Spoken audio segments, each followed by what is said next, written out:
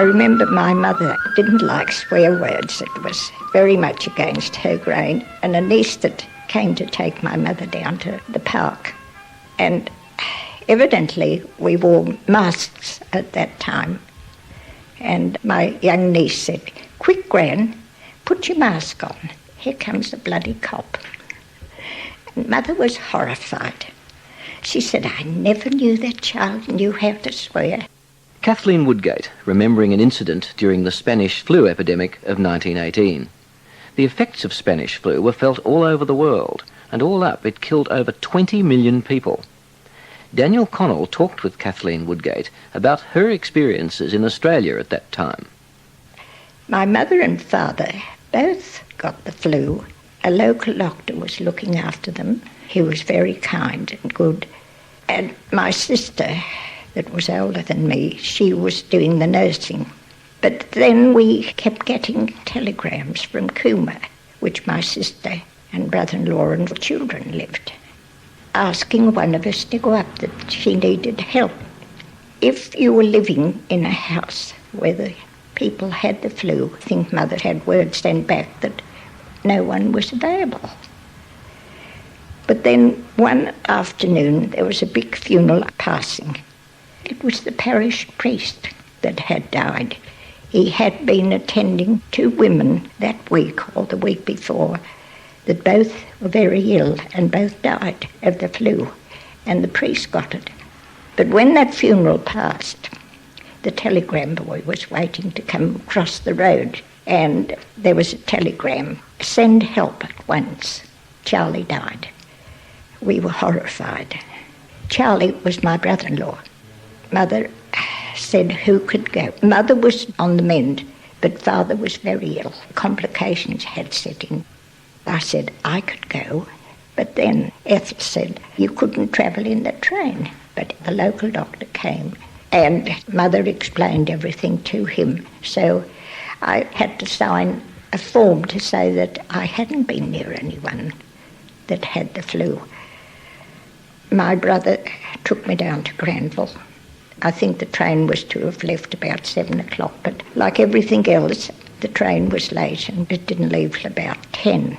Anyhow, I was on my way to Cooma, and when I arrived at Cooma, which was about 8 o'clock in the morning, I suppose, and I asked the attendant where my sister lived. I said I had come up to help, and a boy spoke up, and he said, "Oh, they're all in a fix down there." And I said, well, I must go down to them. In the meantime, a big car pulled up and a couple of men got out. The man came over and was very polite to me and said that how good it was that I arrived. He said, "We're taking you to the hotel for breakfast and then we'll explain everything to you." He was the mayor of the town. I said, "No, I must go to my sister." But he ruled the day. He said, "No, you're coming to the hotel for breakfast." Anyhow, I was driven to the hotel, and I suppose I thought a good breakfast won't do me any harm. So I sat at a table with a gentleman, and I said, "I think there's some misunderstanding here," but I said, "I've just had to do as I was told." He said, "Sit down and have a good breakfast." And I told him about the Kieran family. He said, "I know them." He said, "Charlie, I think, was buried the day before, or the day before that."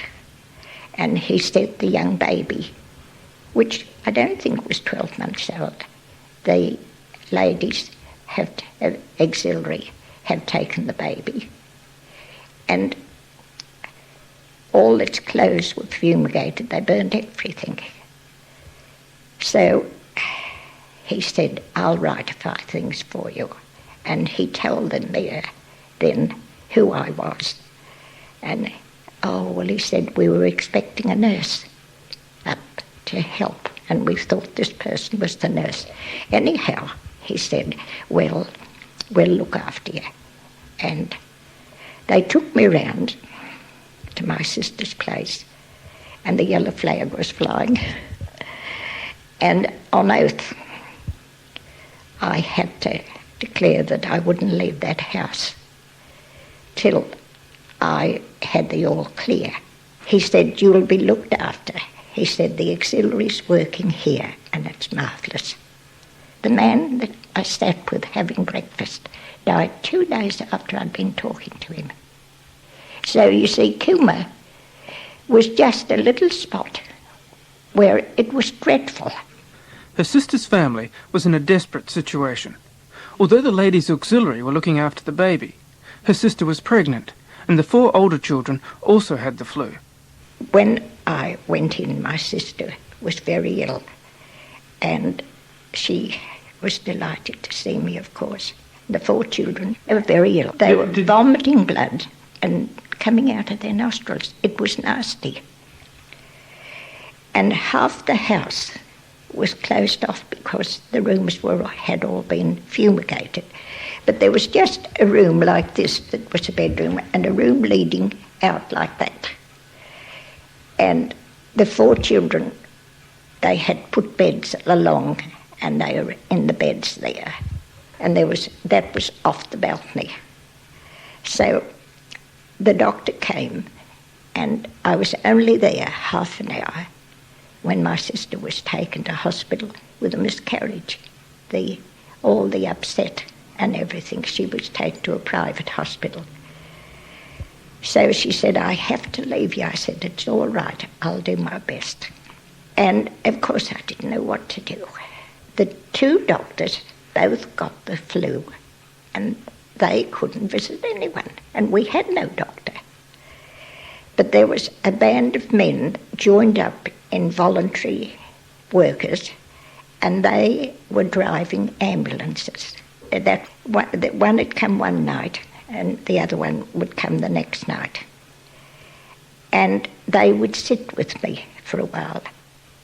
I got a nasty cold, but these men, one night and the next, I should have kept up a correspondence with those men because they were marvellous. They would sit with me, and they were allowed to go in any house, of course, because they went right out in the country, and they said it was amazing how many able-bodied men that died, and they had to bury them.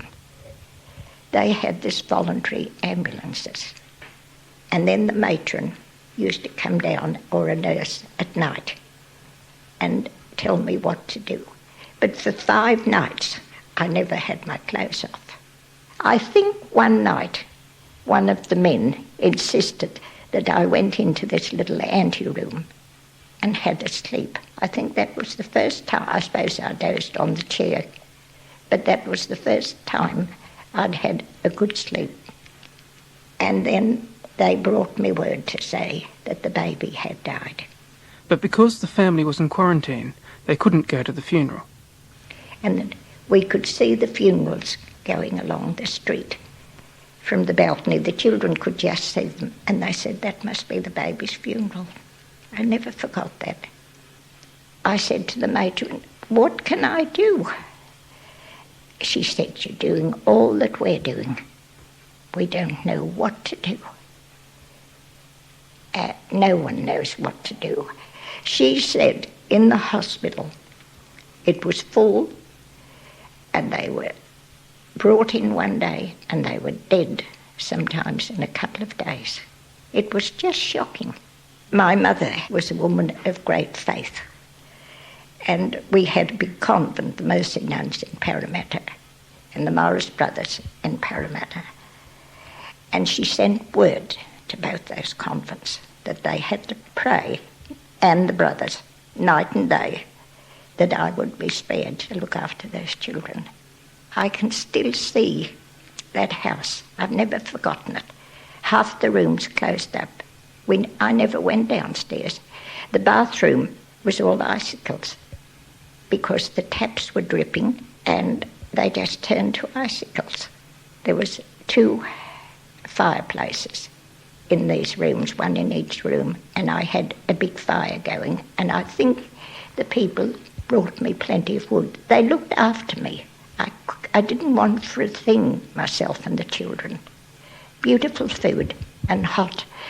They would call me from the street and ask me to come and open the door. I would open the front door and they would tell me to go right away. And they would put the food on the doorstep in containers.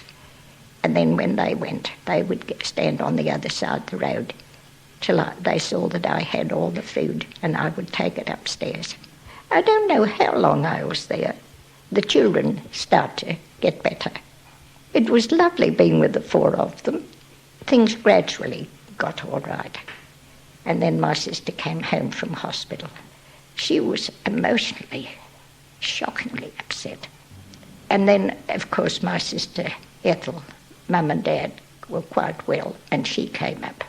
I don't know how long we were quarantined, but the flag was taken down.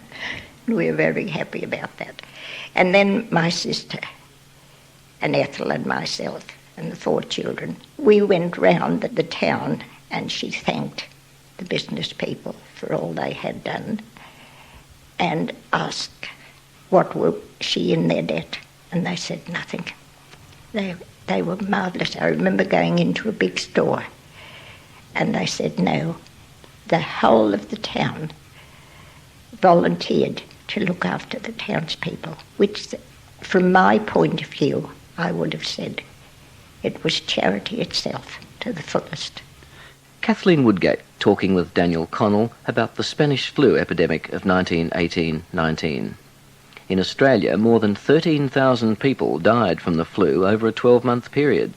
And it wasn't until 1935 that the mortality rate from the flu dropped to the levels that had been normal before 1918.